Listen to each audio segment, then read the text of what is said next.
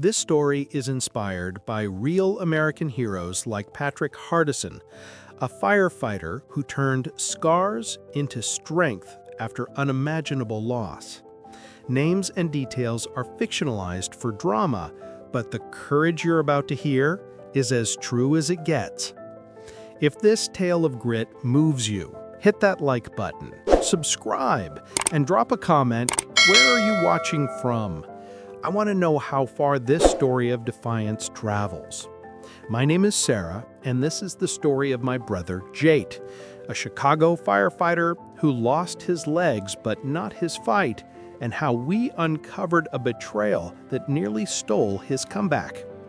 It was a freezing November night in 2015 when everything changed. My brother Jake, a 29-year-old firefighter with a fearless grin and shoulders broad enough to carry the world, raced into a burning warehouse in Chicago's west side. The air was thick with smoke and diesel, the kind of chaos Jake lived for. He was my hero, always the first through the flames, the one who'd carry kids out of danger with a wink. But that night, a steel beam collapsed, pinning him to the ground, crushing his spine. I sat by his hospital bed, the sterile smell of antiseptic burning my nose, holding his hand as the doctor's words hit like a sledgehammer. Jake will never walk again. Paralyzed from the waist down, I promised him we'd fight this together, but what chilled me to the bone came later, when his own crew, the people he called family, doubted he'd ever save a life again.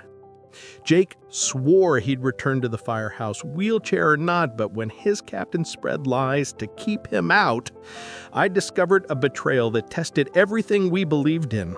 This is how Jake's faith and hard work proved them all wrong, and how a sister's love helped him rise from the ashes.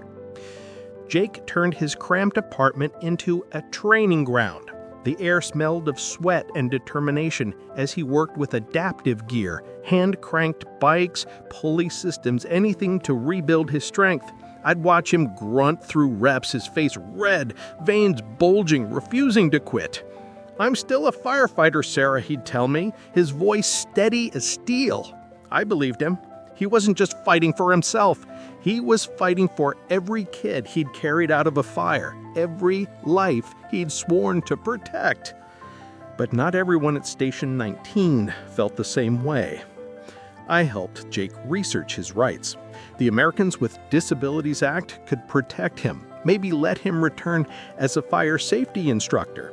We found resources, rehab programs, adaptive equipment. But the real battle wasn't in the gym. It was in the firehouse. Over 60,000 U.S. firefighters are injured annually, according to the NFPA, and the ADA ensures workplace accommodations for disabilities, but knowing that didn't prepare us for what next. At Station 19, Jake's old crew welcomed him with smiles, slaps on the back, and stories of old calls, but Captain Daniels was different. His cold stare cut through the warmth, his lips tight as he muttered, "A wheelchair doesn't belong here." I brushed it off at first, grumpy boss, nothing new. But Jake pushed forward, training to teach fire safety drills from his chair. The younger firefighters loved him, hanging on every one of his words about escape routes and smoke alarms. I'd beam with pride watching him sketch diagrams, his hands steady despite the pain. But Daniels wasn't having it. One day, I overheard him in the break room, the coffee machine hissing as he spoke on the phone. "Jake's unfit. I'll make sure he fails the recert test." My heart sank. Why would his own captain sabotage him? If you've ever faced workplace betrayal, comment below. What happened to you? I had to know more. Late one night, I snuck into the station's office, the air stale, paper scattered across the desk, my flashlight beam flickered as I dug through files. Then I found it. Daniel's emails to the chief, claiming Jake's drills were unsafe. Lies! Worse, a bombshell. Daniels was angling for a promotion, and Jake's comeback threatened his spotlight. I snapped photos, my hands shaking, the click of my phone echoing in the quiet. I knew Jake needed to know, but I feared it'd break him. I showed him the emails at his apartment, the glow of his fire helmet on the shelf. His jaw tightened, but his eyes burned. "I'm not giving up, Sarah. I'll prove I belong," he said. We devised the plan. Jake would ace the department's emergency drill test, a simulated rescue, but Daniels would be watching, ready to pounce. Jake trained harder than ever. He used a standing wheelchair for mobility, practiced hauling gear with one arm, the Chicago skyline glinting through his window. I'd cheer, "You got this!" But inside I worried. Daniels was planning something. The test was in a week, a mock rescue of a child from a burning building timed under 5 minutes. If he failed, he'd be out for good.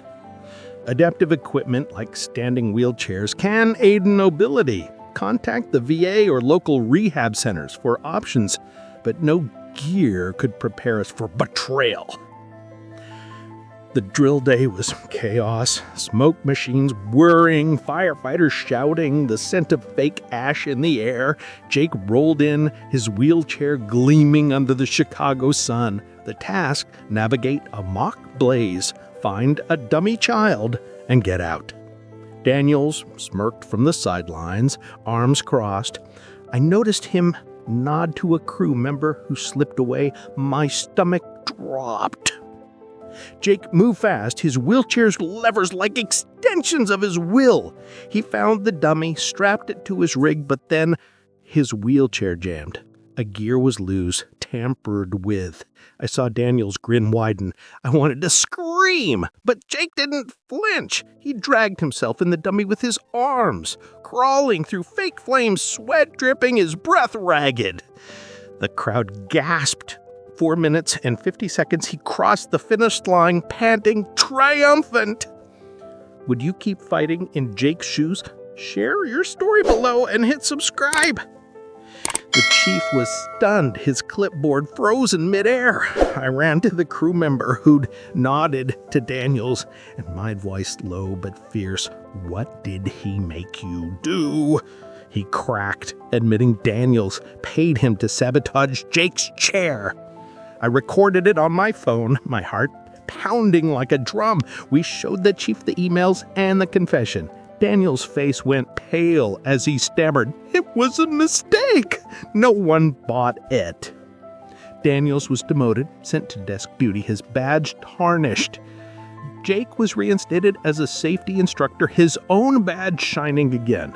The crew threw him a party, pizza, laughter, the clink of soda cans filling the firehouse. Jake leaned over, his voice soft. "Thanks, sis. You believed in me when I doubted myself." I hugged him, tears falling, the weight of months lifting. He was back where he belonged, teaching recruits under Chicago's smoky skies. Report workplace discrimination to the EEOC at eeoc.gov. Over 20% of U.S. workers face disability bias, and knowing your rights matters. Jake's comeback taught me something profound. Self-confidence rebuilds what life burns down. Hard work and faith in yourself outshine any doubter. Daniel's greed cost him his rank, but Jake's grit won him his purpose. I turned his story into a scholarship fund for disabled first responders because one hero spark lights the way for others. The moral of Jake's story is simple but powerful. Never let setbacks define you. Jake's legs were gone, but his heart wasn't. Hard work, faith, and a sister's love proved that courage rolls stronger than any wheelchair. What's your comeback story? Comment below and let's inspire each other. God blesses the brave, and I believe grit leads to brighter days. Love Jake's story? Check out 2 more hero tales on our channel. One about a blind teacher's triumph and another about a veteran's marathon miracle. Subscribe, hit the bell, and let's keep the fire of courage burning.